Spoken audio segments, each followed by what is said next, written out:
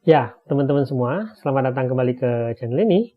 Teman-teman, hari ini kita mau bahas salah satu hal yang biasa terjadi ketika kamu punya orang tua seorang narsistik. Ataupun ketika kamu punya pasangan seorang narsistik, gitu ya. Sebuah hal kecil yang sebenarnya sangat besar dan sangat destruktif ketika kamu menjadi orang yang mengalami hal tersebut. Oke? Jadi gini, ketika kamu punya pasangan seorang narsistik atau kamu punya orang tua narsistik, kamu pasti mengalami hal di mana kamu merasa bahwa kok orang tua kamu tersebut atau pasangan kamu tersebut terkesan sangat mengutamakan orang lain di luar sana dibandingkan keluarganya sendiri. Ya. Sudah jamak, sudah sering teman-teman ngomong hal tersebut. Bagaimana dia kalau di luar sana gitu ya berusaha membantu orang dengan segenap hati kelihatannya gitu ya. Sedangkan sama keluarganya sendiri, sama anak-anaknya terlihat sangat pelit. Sangat-sangat nggak mau membantulah istilahnya. Ketika kamu nggak tahu tentang narsistik gitu ya, kamu merasa bingung akan hal tersebut. Bagaimana mungkin sih orang lebih mengutamakan orang lain di luar sana dibanding keluarganya sendiri. Tetapi ketika kamu mengetahui tentang narsistik, kamu mengetahui pola mereka seperti itu. Tetapi kamu tahu nggak alasan dia itu apa? Dan kalian tahu nggak efek jangka panjang yang dirasakan oleh anak-anak dari seorang narsistik ketika mereka mengalami hal ini? Hari ini saya akan memberitahukan alasannya dan betapa destruktifnya itu terhadap masa depan kalian yang mengalami hal ini. Anak-anak dari seorang narsistik juga rentan pada akhirnya ketika dewasa berakhir dengan seorang narsistik juga. Oke ya, mari kita mulai. Ketika kamu punya orang tua seorang narsistik, gitu ya, kamu berpikir, gitu kan ya, orang tua kamu itu kan harusnya jadi pengayomnya kamu.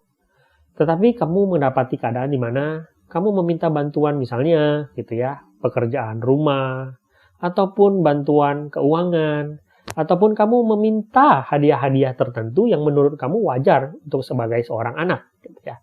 Tetapi kamu mendapati keadaan di mana sulit sekali kamu untuk mendapatkan hal tersebut. Mereka tidak mau membantu kamu. Kalaupun dia mau membantu kamu, itu tidak dilakukan dengan mudah, gitu ya. Kamu harus melalui proses yang sangat berat untuk mendapatkan bantuan dari orang tua kamu sendiri. Tetapi ketika kamu melihat dia membantu orang lain di luar sana, dia mau mengeluarkan uang, dia mau mengeluarkan tenaga, dia bersikap seolah-olah dia jadi orang yang paling baik di dunia ini ketika dia melakukan hal tersebut. Kenapa itu bisa terjadi? Teman-teman mungkin bisa menebak. Kondisi dasarnya itu karena narcissistic supply. Oke? Simpelnya itu begini, teman-teman. Kalau kamu sudah jadi korban narsistik atau supply-nya si narsistik, maka kamu sudah dianggap tidak berharga bagi si narsistik.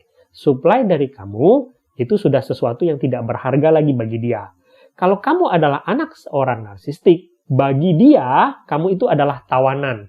Dan apapun yang dia dapat dari kamu, itu sudah sebuah keharusan.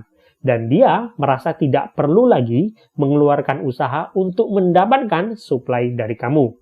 Tetapi ketika dia melihat kemungkinan mendapatkan supply dari luar sana, dia nggak akan berpikir dua kali. Ingat, bagi seorang narsistik, supply itu seperti sebuah oksigen, sebuah udara. Dia akan melakukan apa saja untuk mendapatkan supply. Walaupun dia mungkin saja harus mengorbankan keluarganya atau hubungannya dia. Itulah kenapa seorang narsistik mengutamakan orang di luar sana, karena ketika dia melakukan hal tersebut, orang-orang tersebut akan langsung memberikan supply baru kepada dia. Dan mereka bukan tawanannya dia. Sehingga supply dari mereka itu akan sangat berharga bagi seorang narsistik. Berbeda dengan kamu sebagai anak, karena kamu sudah jadi tawanan. Nah, selain itu, teman-teman, ketika misalnya kalian meminta bantuan dari orang tua narsistik kalian, dan dia bisa mempersulit itu, teman-teman, itu juga mendatangkan, dalam tanda kutip ya, kebahagiaan bagi seorang narsistik. Kenapa? Karena dia merasa bahwa dia punya power, dia punya dominasi di atas kalian. Dia bisa mempermainkan hidup kalian. Dia bisa menyiksa kalian dalam tanda kutip dengan power yang dia punya. Dan bagi seorang narsistik itu sebuah keberhasilan. Walaupun konteksnya itu adalah anak-anak dia sendiri. Karena bagi dia anak adalah aset. Itu satu ya. Yang kedua, ketika seorang narsistik mempersulit kalian, gitu ya, sebenarnya dia itu sedang melatih kalian. Dia sedang melatih kalian menjadi supply yang penurut bagi dia. Artinya apa? Dia melatih kalian untuk tidak bisa meminta banyak dari dia, tetapi bisa memberikan supply bagi dia, gitu loh. Itu sebuah kondisi ideal bagi seorang narsistik. Tidak memberi, tapi dia bisa mendapatkan. Tidak perlu disuplai, tapi memberikan supply. Nah, sekarang dari sisi kalian para anak, gitu ya, kalian mulai terlatih tuh, teman-teman. Kalian mulai terlatih untuk nggak mau meminta bantuan dari orang tua narsistik kalian.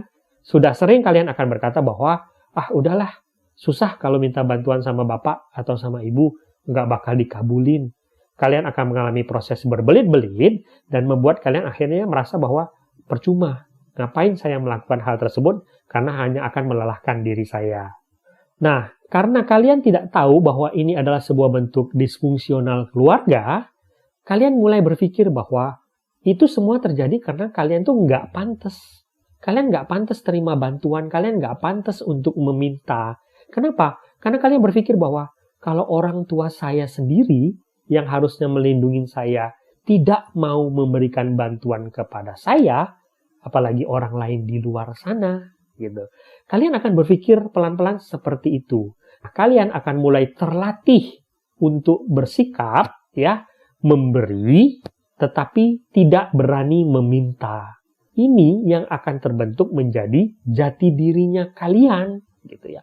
Si narsistik, orang tua kalian nggak peduli akan hal tersebut, gitu ya. Bagi dia, ketika dia bisa melatih diri kalian untuk tidak berani macam-macam meminta kepada dia, tetapi dia bisa mempergunakan kalian kapanpun, itu sudah keberhasilan bagi dia. Dia tidak peduli bagaimana perkembangan mental kalian dan bagaimana pergaulan kalian di luar sana. Nah, sekarang teman-teman lihat ini ya.